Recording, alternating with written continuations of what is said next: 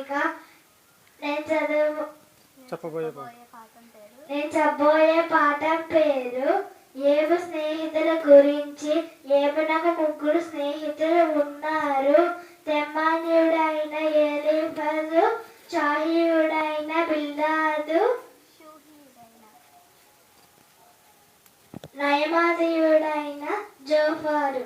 ఏబు స్నేహితులు అతనితో సంభవించిన ఆపదలన్నింటినీ గూర్చి వినిన వారై అతని యొద్దకు వచ్చారు.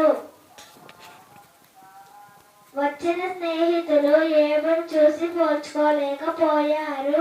వారు ఏబుని చూసి ఎలుగెత్తి ఏడ్చారు. ఏబు బాధ అత్యధికంగా ఉందని గ్రహించారు.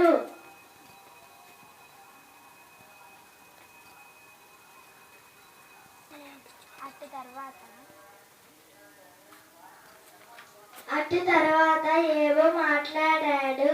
తరువాత అతని స్నేహితులు మాట్లాడారు. ఇవన్నీ